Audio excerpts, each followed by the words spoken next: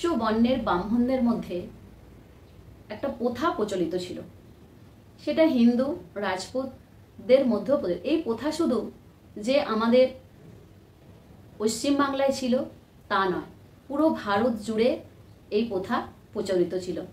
তাহলে এই প্রথাটা হচ্ছে সতীদাহ প্রথা নামে পরিচিত।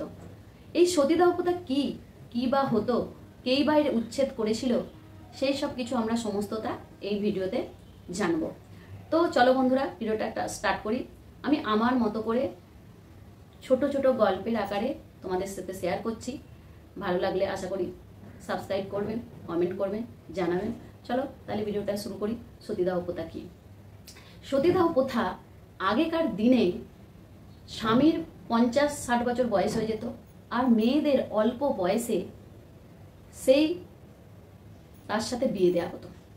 এবং দেখতে গেলে যে মেয়ের বাবারা বাধ্য হয়েই তার সাথে বিয়ে দিত, কিন্তু তার বয়স হয়ে গেছে, সে যদি মারা যেত তাহলে সেই স্ত্রীকে তার জ্বলন্ত চিতায় তাকে পুড়িয়ে মারা হতো।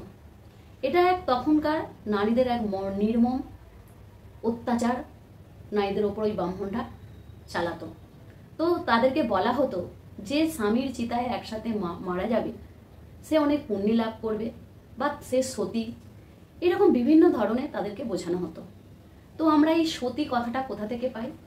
আমরা শুনেছি পুরাণে যে যখন পার্বতীর বাবা তার স্বামীকে অপমান করেছিল, তখন পার্বতী স্বেচ্ছায় তার বাবার অগ্নিকুণ্ডে গিয়ে দেহ ত্যাগ করেছিল। সেটাকে সতী দেহত্যাগ নামে পরিচিত। সেই তার সাথে কিছুটা মিল আছে, কিন্তু সেই প্রথা পরবর্তীকালে স্বেচ্ছাটা চলে আসে অত্যাচারে। তো অত্যাচারে মেয়েদেরকে দেখতে গেলে কাউকে কাউকে জোর করেই এটা করা হতো। তো স্বামীর যাতে মানে পুণ্যি হচ্ছে স্বামীর যে বাড়ির লোকরা, অ্যাকচুয়ালি দেখতে গেলে তখনকার দিনে অল্প বয়সী মেয়ে যে রয়ে গেল, যার যে স্বামী ছিল তার যদি সম্পত্তি থাকতো তাহলে অংশীদার তার স্ত্রী হবে। বিভিন্ন কারণে ব্রাহ্মণদের ছল চাতুরি এগুলো ছিল। তো কিভাবে মারা হতো?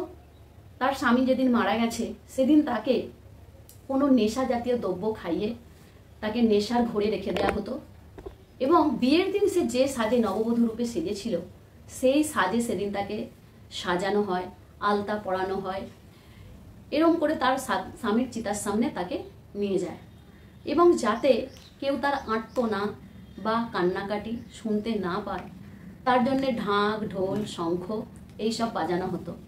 এমনকি জ্বলন্ত চিতায় যখন মহিলাকে তুলে দেয়া হতো, তার যখন চেতনা ফিরে আসতো সে যাতে না পারে ওই জ্বলন্ত চিতা থেকে বেরিয়ে না আসতে পারে, তার জন্যে লোক রেখে দিত। সেই লোকরা বাঁশ দিয়ে ঠেকিয়ে ঠেকিয়ে তাকে ওই চিতার মধ্যে নির্মমভাবে হত্যা করত।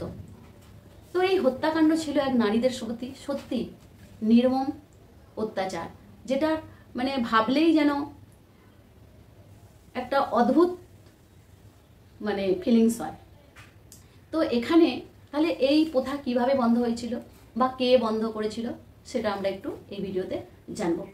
তো বহু যুগ ধরেই চলে আসছে এই প্রথা ব্রাহ্মণদের মধ্যে, এটা নিয়ে কোনো কেউই হস্তক্ষেপ করেনি। তার আগে যে রাজরাজারা বা যারাই এসছেন তারা কেউই হস্তক্ষেপ করেননি, কারণ তারা দেখেছিল যে আমরা এই যে হিন্দুদের এটা একটা নিয়ম, আমরা যদি এটায় হস্তক্ষেপ করি তাহলে এটা ধর্ম নিয়ে একটা বিরাট দেশ জুড়ে শোরগোল হবে। তো সেই জন্য কেউ এটায় হস্তক্ষেপ করতে চায়নি। কিন্তু আমাদের পশ্চিমবাংলার এক যুবক রাজা রামমোহন রায়, যাকে বলা হয় বাংলার নবজাগরণ, তো তিনি অনেক দিন ধরে বিভিন্ন বিষয়, ব্রিটিশরা তখন আমাদের দেশে রাজত্ব করছে, তো নারীদের কি কি বিষয় পরিবর্তন আনা যায় বা তাদেরকে কি কি সুবিধা দেওয়া যায় বিভিন্ন ধরনের চেষ্টা চালিয়ে গেছিলেন। তো যখন এই সতীদাহ প্রথা তিনি অনেক দিন থেকেই জানতেন, কিন্তু এই বেদনাদায়ক নির্মম হত্যা, জীবন্ত পুড়িয়ে মারা তার মনকে ব্যথিত করে তুলত। তাই তিনি ঠিক করেন যে এই প্রথা বন্ধ করতেই হবে। তাই তিনি ইংরেজ সরকারের সঙ্গে এই নিয়ে অনেক বৈঠক করেন, কিন্তু শেষমেশ অনেক কাঠখড় পোড়ানোর পর এই আইন পাশ হয়। তো এই আইন কে পাশ করেছিল? লর্ড উইলিয়াম বেন্টিং, তার সাথে আমাদের বাংলার ছেলে রাজা রামমোহন রায়, এই দুজনের দ্বারা এই সতীদাহ প্রথা আইন পাস হয়েছিল 4 ডিসেম্বর 1829 সালে।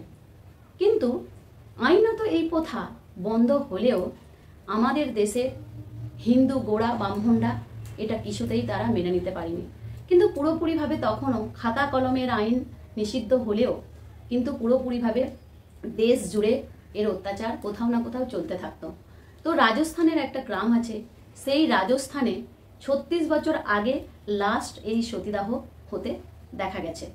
তো বন্ধুরা, এই ছিল সতীদাহ প্রথা। তোমরা জানিও যে কেমন লাগলো। আশা করি ভিডিওটা ভালো লাগবে। আজকের মতো এই পর্যন্তই, পরের দিন আবার অন্য ভিডিও দেখা হচ্ছে।